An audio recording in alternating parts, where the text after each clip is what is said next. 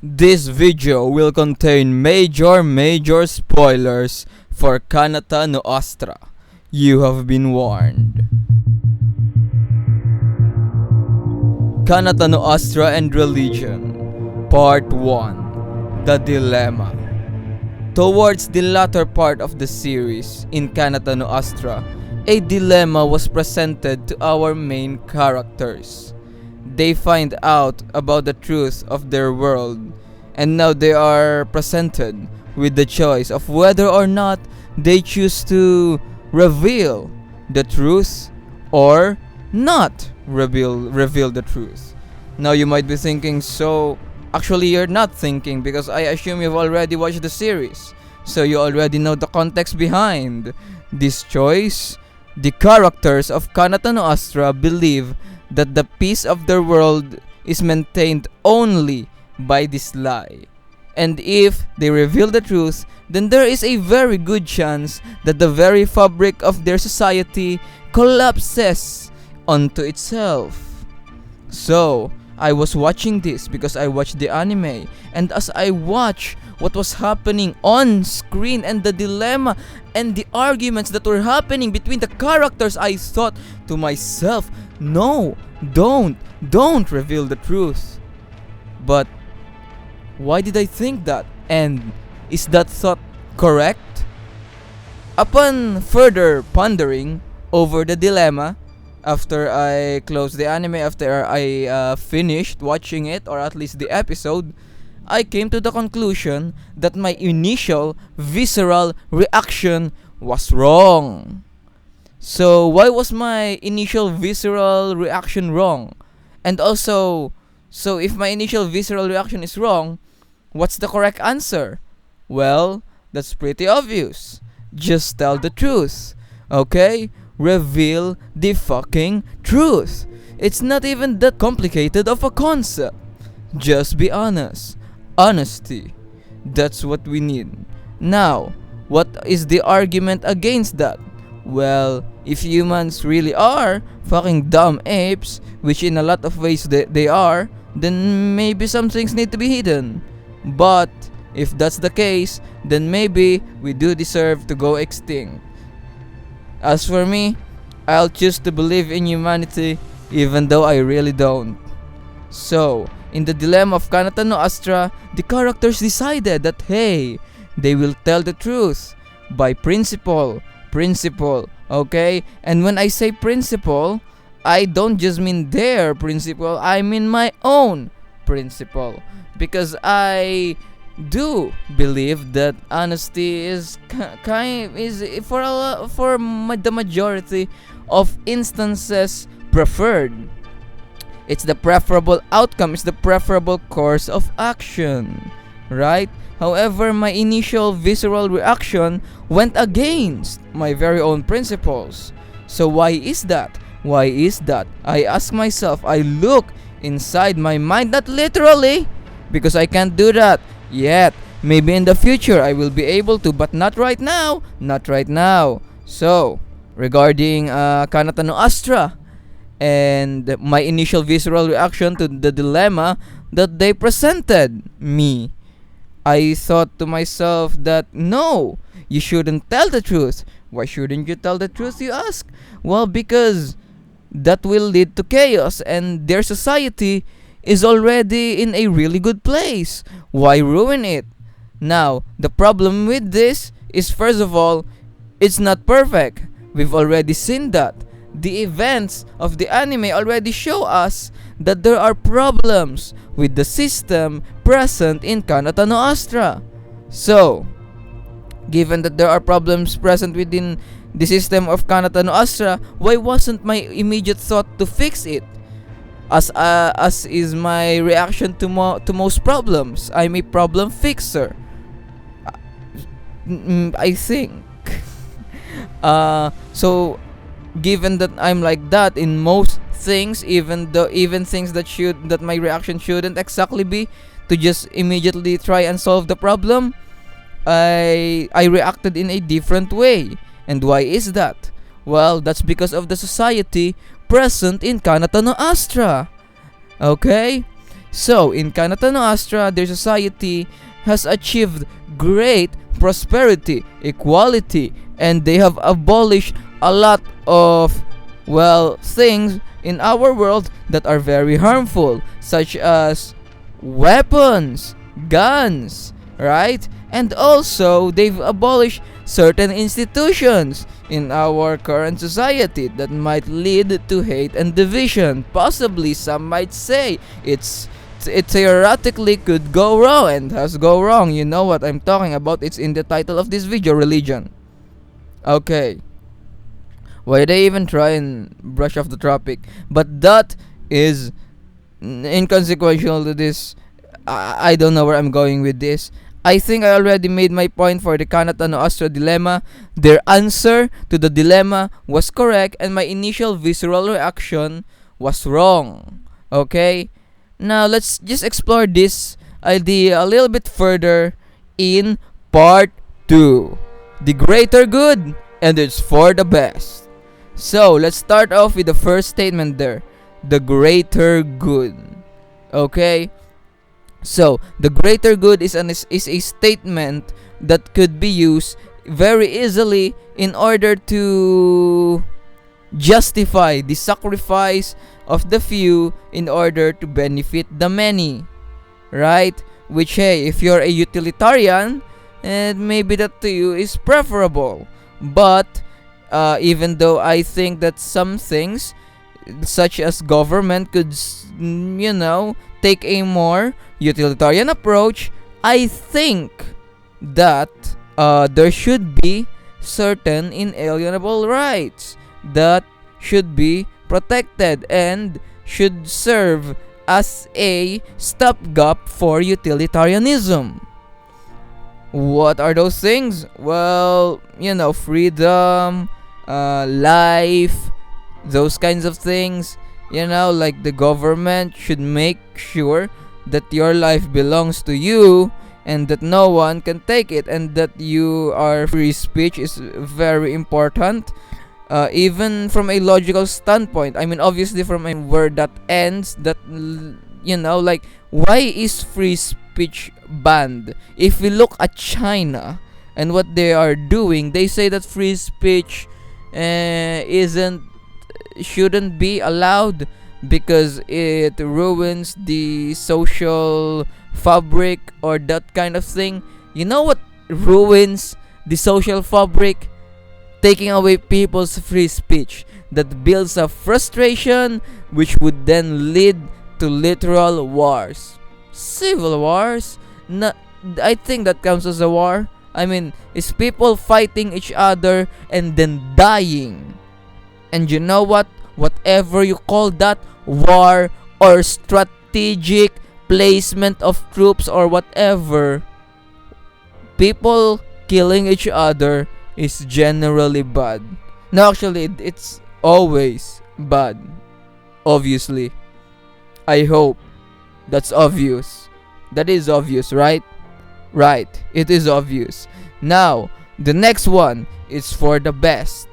This statement, I guess their argument or their thought process and my thought process of them keeping the truth hidden because it's for the best does make sense. However, the problem with this statement is that it leads people to become complacent. And here's the thing, you don't actually know that it's for the best. You just see that it could potentially cause problems, which, hey, a lot of solutions could have those effects. But if our ancestors thought to just stay in the cave because it's for the best and it's less risky than going outside, then we wouldn't be where we are today. Okay? With our computers so that we can watch and jog off to hentai. And do you really want that future? Is that future worth living? Nay, I think not. I think not. But in all seriousness, the statement that it is for the best is very skewed. And also, the thing is, to our perspective, or hey, you know what, I won't put words in your mouth like your daddy at night. For me, myself, in my own view, not in yours, I'm not putting words in your mouth. I think the statement that it's for the best is inherently skewed for me. Why is that? Because I live in society. I live in the world. And in this world, in our world, I see a lot of problems. And then I think, oh, I wish things were better. Now, Kanata no Astra presents a world where things are generally better. However, even though things are generally better, there are indeed still problems. That much is obvious. Obvious. Real man voice. That much is obvious. There are still problems. And the problem is, by comparison, it seems like a fucking utopia. Even though it isn't a utopia. Okay? The problem is, because we live in a dystopia, effectively. I mean, I guess that depends on where you live. But for the vast majority of people and the world, the earth right now is a fucking dystopia. So if they see a better place, they think, oh, hey, that's a utopia. And there's the problem. You become complacent. You think that, hey, you know what? Things are already good, so why change it? Right? And the problem with that is, where do you draw the line? And here's what I mean by that. Go back a couple of years, or you know what, go back to the first rise of agriculture, right? So people have just begun to do agriculture, and we are now raising cows and having farms, and we don't have to venture out that much. So now we are thinking to ourselves, okay, things are really good. But if our ancestors thought that, hey, things are already good, it can't get any better than this, let's not do anything more. And you know what? I think a lot of them did think that, but the people who didn't, the innovators, who are sometimes actually the ones who are shunned from society, like, I don't know, Galileo maybe, because he was trying to reveal the truth. Then, you know, if we get complacent, if we become complacent, there is no progress. If we become complacent, there is no progress. And that is a problem. Okay? So it's for the best just means that we need to get better. So it's for the best, you mean it's for the status quo. It's not really for the best, it's for the status quo. And as long as the world isn't for as long as the world isn't perfect, there should be still some improvements to be made. And let's not fall back on the idea that, hey, things are already good, because honestly, the world we live in is a dystopia, and the world they live in Kanata no Astra, I mean, it does seem utopian compared to us, and I wouldn't call it a utopia. I wouldn't call it a utopia. However, it still had its problems, and it still needed to be fixed. Those problems needed to be fixed, and good on the characters of Kanata no Astra for upholding my own values better than I could and fixing the damn problems. So now, part 3. How does all of this even relate to religion? Well, see, here's the thing about religion, and it's related to the previous 2 statements that I made. Okay? So, here is a scenario. Let me present to you all, the audience, with a scenario. Alright? You are a person living in medieval times, and people were very primitive. And then you see, or you maybe notice a pattern, that with the emergence perhaps of religion or religious symbols or religious beliefs, you see that people are being more moral per se. And then, as you see that people are being more moral, you think to yourself that, hey, so this is because of religion, right? So if it's because of religion, then it needs to be further propagated, even though you don't actually believe in it. You see it as something that is for the greater good. Instead of pursuing the truth, you go, you know what, let's propagate this lie. Why? Because people are somehow benefiting for it. Okay? Now, did they actually use a scientific method in order to find this? Or if instead, perhaps the advent of religion just happened to coincide with the advent of morality. Right? And it doesn't have, as we have seen now in our world, it doesn't necessarily have to be religion. Although perhaps in those times, it had to be religion because they had no other framework to work with. So basically, religion gave us a marble, right? That there are still some problems with it, and it doesn't have that great of a shape.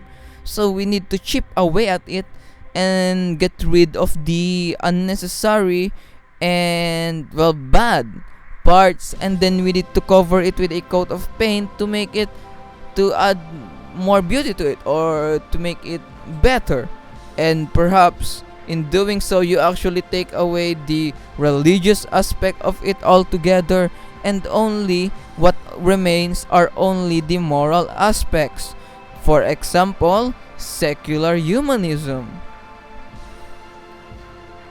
So that's what I think Kanata no Astra reveals about religion, is that the people, or it presents a scenario wherein people who may not even believe in it, they will participate in the propagation of that lie, as we saw the society of Kanata no Astra itself do. They propagated a lie because they believed it to be for the greater good, right? And they believed it to be for the best, and perhaps for the time it was indeed the best for both Kanata no Astra's world and history and society and religion.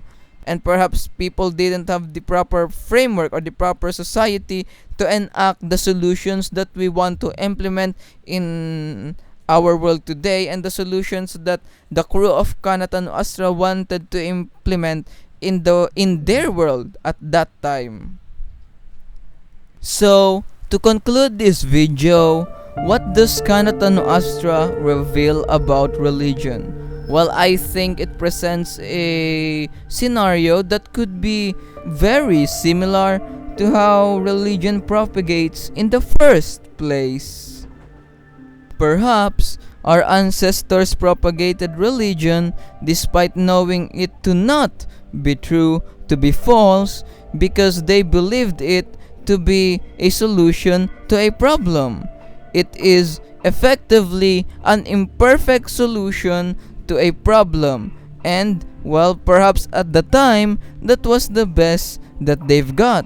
That was the best that they had. However, the problem with their propagation of religion is that in order for that solution in particular to work, people need to believe it. And for people to believe it, in most cases, there needs to be an understanding that it is true. And if you cannot actually prove it with evidence, how do you make sure that people still believe in it? Well, the solution that they came up with is to make it sacred and to make it taboo for people to question doctrine, and that has prevented us from creating better solutions. Their methods of ensuring that their solution is still implemented in future generations has worked a little bit too well.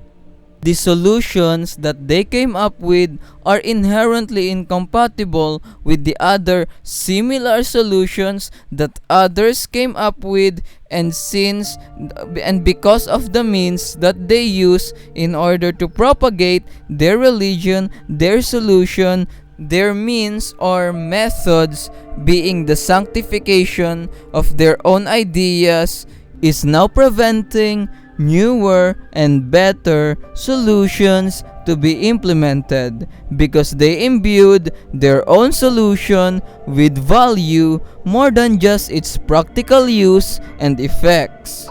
They made it sacred, therefore you're not allowed to even question it.